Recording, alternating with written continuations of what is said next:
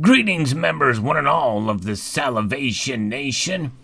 Evil is the root of this kind of money. Let's explore.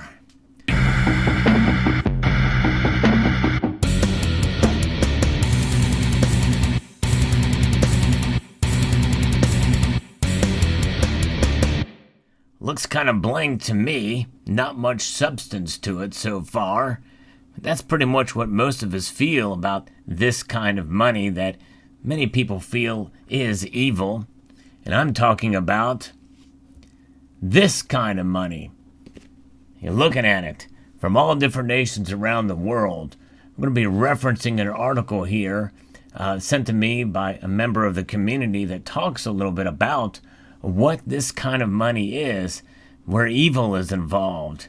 You know, evil has a way of rearing its ugly head many times in what we do with money. And you've heard it said that money is the root of all evil, when in reality it's the root of money that's the root of it's the love of money that's the root of all evil. In this article from Egon von Greyers, and as quoted by Ayn Rand, have you ever asked what is the root of all money? Money used to be a stable medium of exchange and a store of value, but that was in the days when there was sound monetary principles, mostly backed by gold and silver. Since 1913, and especially 1971, there's no discipline and no morals when it comes to the issuing of money, as unlimited amounts of fiat money is printed at will. There's no constraints. In today's fiat money world, there's only one answer to Rand's question: what is the root of all money? Evil is the root of all fiat money. That's right. Essentially, government decree. What is it said about government as its best is a necessary evil? On the IMF, International Monetary Fund website, it talks about that money is something that holds its value. The meeting of banksters and politicians on Jekyll Island on November 1910 laid the foundations for the Federal Reserve Bank. 3 years later, in December of 1913, the Fed was formed. From that moment on, private bankers were running the U.S. monetary system, including the printing of money. But the British pound, backed by gold until 1931, was a global currency of choice until then. When the Bretton Woods Agreement in 1944 established a new currency system based off the dollar, from that time all major currencies were pegged to the U.S. dollar, and the dollar itself was pegged to gold at a fixed price of $35 per ounce. So the dollar became the world's reserve currency, bolstered by big gold reserves. These were accumulated gradually from the early 1900s to the late 1940s.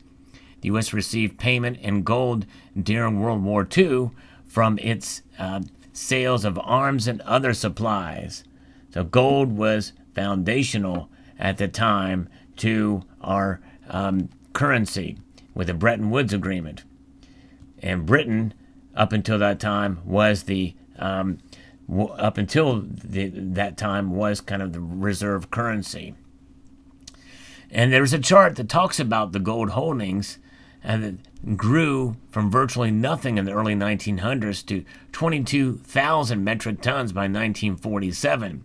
Now, why did this happen? Well, again, as I talked about how received payment from gold from its sales of arms and other supplies, and also stored gold for other nations that were under threat from Nazi tyranny at the time.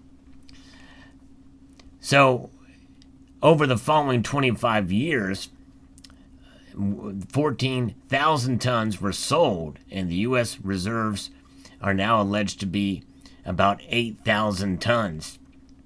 The 14,000 tons sold would today be worth a handsome $840 billion, which would certainly have been useful in propping up the ailing finances of the U.S. Treasury from that time. And, of course, we see the U.S. gold reserves stable while the price has skyrocketed during the 80s or passed up until in 2005, 2008, and then in 2011. Most of the U.S. gold was sold at a measly $35 per ounce, which tells us that the U.S. made an opportunity loss of $794 billion. And the people in charge of the Treasury and the Fed are supposed to be money experts. This tells us again that they don't understand gold and they don't understand history. They clearly don't understand money either. Still, they are only hired hands and temporary custodians of U.S. gold and U.S. finances and never have to directly suffer the consequences of their actions. And, of course, a lot of this stuff has been orchestrated by Congress because they don't want any constraints on it. As Ayn Rand said, you can avoid reality, but you cannot avoid the consequences of avoiding reality. In the current era of the golden calf and instant gratification, no leader, politician, central banker, or commercial banker ever has to suffer the consequences of their own actions. Profits are always privatized and losses, without fail, socialized. Whatever deficits or debts a president or prime minister causes, the consequences when he retires are fees in the millions for just selling his name. And the bankers continue to collect their bonuses and options, whatever losses they incur. You've heard the term golden parachute and too big to fail. That reminds us of the 2008 crisis. It was George W. Bush who once said that in order to save the free market, we must abandon free market principles. Most of these individuals don't ever have to bear the consequences of their actions.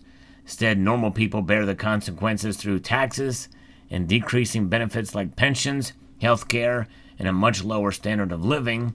And by the way, they forgot to mention here inflation, which is something we are certainly witnessing right now. So we've had 90 years of deficit spending. Since 1930, the U.S. government has had budget deficits every year except a couple of years in the 50s and 60s. The Clinton surpluses were fake, essentially due to false accounting. And, that's baseline budgeting was where that term came into play.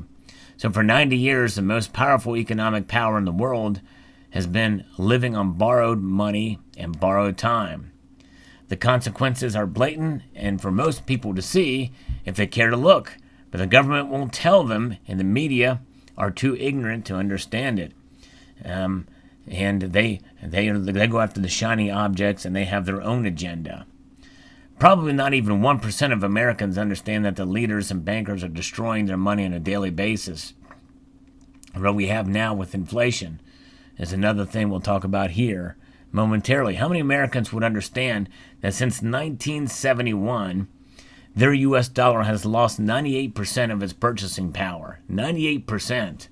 Virtually nobody realizes that the dollar only buys 2% of what it bought in 1971. And what did President Nixon tell his American compatriots in 1971 of August that year when he took away the gold backing of the dollar? The effect of today's action will be to stabilize the dollar.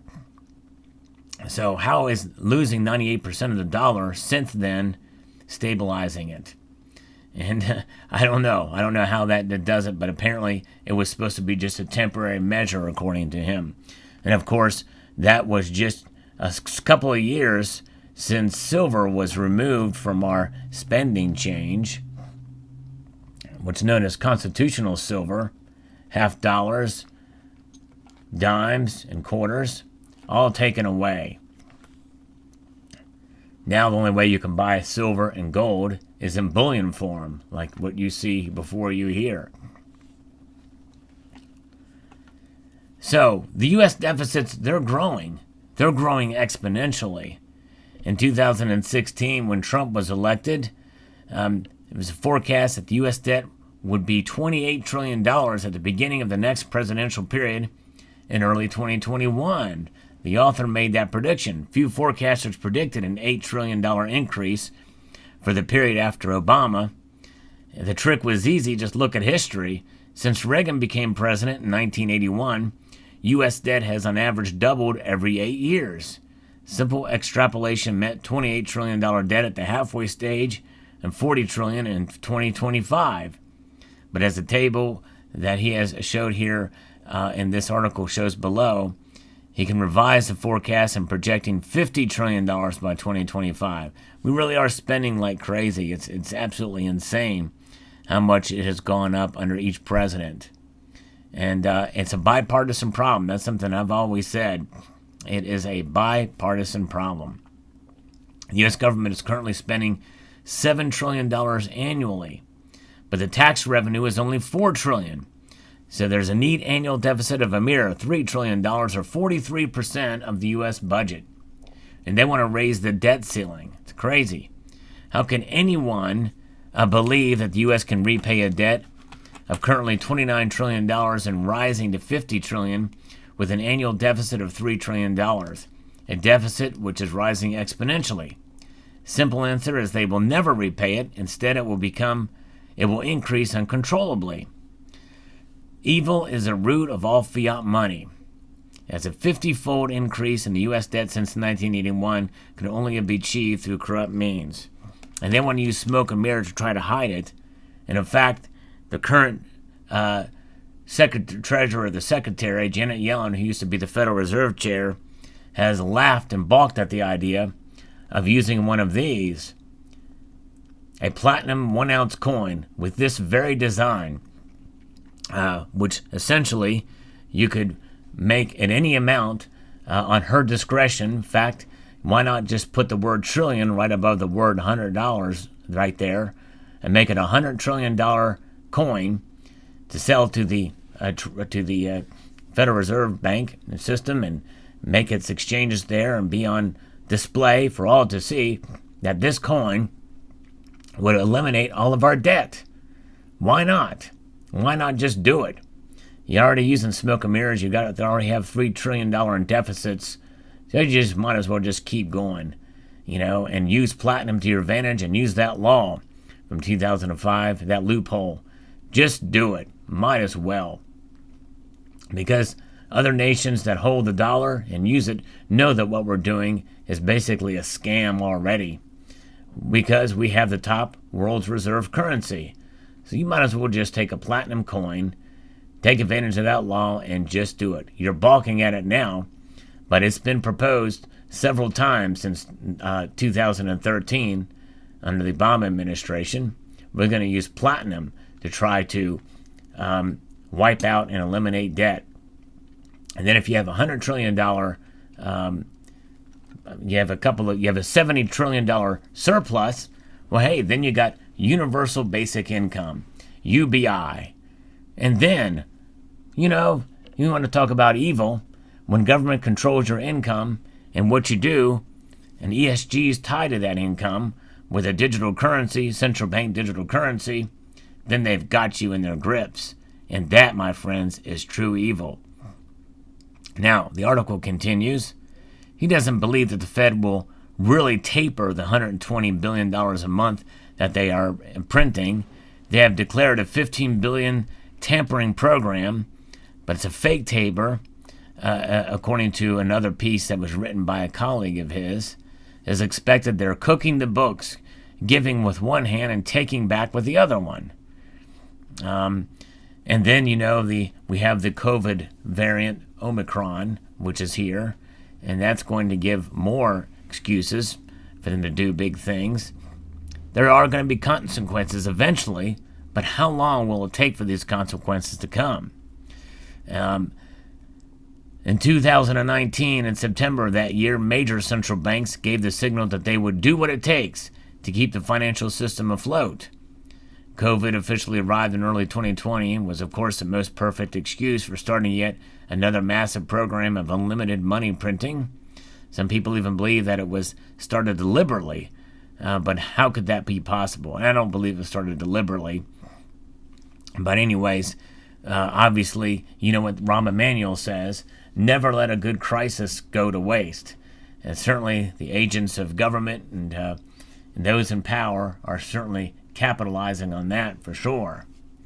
So it is interesting indeed to see where we are at with all of this stuff here. There's a recipe for a disaster with the following ingredients, according to the article here, and that is a global debt a global debt of $300 trillion, which is growing exponentially. It was $100 trillion in 2000, rapidly increasing deficits in most major and developing economies, 1.5 trillion plus in derivatives, which will be worthless when counterparties fail. Then you have the NFTs and cryptocurrencies out there and their market caps.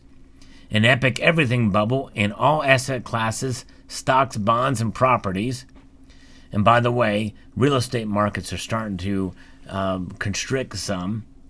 That's kind of scary, reminiscent of what happened in 2007 and 2008. An asset bubble which will implode since it's based on, well, they say fake money. Fiat money is not fake, but it is certainly something that is being diluted by the near number of these bills being printed or digitized. And then we do have a social and moral decadence that we've not seen before, sort of bastardization of a lot of different things such as critical race theory and tying the moral decay to environmentalism and the like. No statesman as leader in any Western country. So really there's nobody who is really taking a stand right now in the current political environment to make things actually right. Then we have a flu of relatively modest proportions which will lock down the world for a third year. Overreaction, especially in places like Australia, but even here in the United States, we're seeing some very draconian measures like in New York City. A financial system which is on the verge of collapse. Inflation, which they say will lead to hyperinflation, although I disagree with that. I believe that before it gets there, they're going to push it to the very edge of hyperinflation, as much as they can get out of it before they reset it under the new, the Great Reset, or at least some parameters of the Great Reset. Fiat money of zero value, which is created hand over fist. That's quantitative easing, and we've seen that go on for quite a long time, and it will continue to be a problem that will plague us. A currency system which will lose 100% from here, as history tells us. Fiat currencies only last so long. The reset, some say about every 50 years, and we are overdue for a reset of our currency. I believe it's coming very soon. What can't be reset? Silver and gold. And to some extent here, platinum. Platinum is not really considered a monetary metal, although it is minted on coins and the like. And obviously, if something like this were to be toyed with and to try to pay down our debt or try to reset the system and use platinum as part of it, hey, they'll do it. If they can get away with it, I think they would do it. And so they have the consequences of where we're going with this. And, it talks about what the politicians have done over these, with 100 years of reaping the benefits and creating extraordinary fortunes for few. They needn't worry, some of these politicians, and especially when they work with big corporations.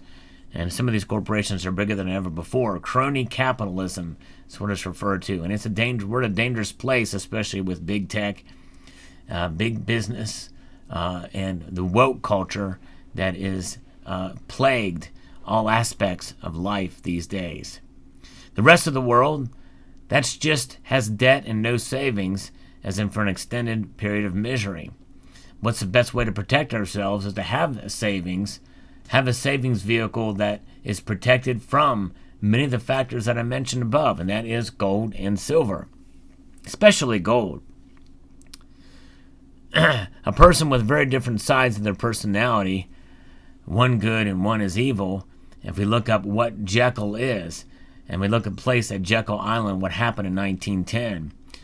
So there's things that are happening here with our monetary system that are very troubling. And because of the politicians and the banksters that are involved in it, and because there's no constraints against it, it can run amok, and it can run amok, destroying itself from within, or at least devaluing itself. The dollar is not destroyed. these currencies essentially are not destroyed, but they certainly have lost a lot of value over the course of time. So there you have it. Let me know what your thoughts are. I'd like to extend a multitude of gratitude to you all for taking the time to watch, and encourage you to please rate, share, comment, and subscribe.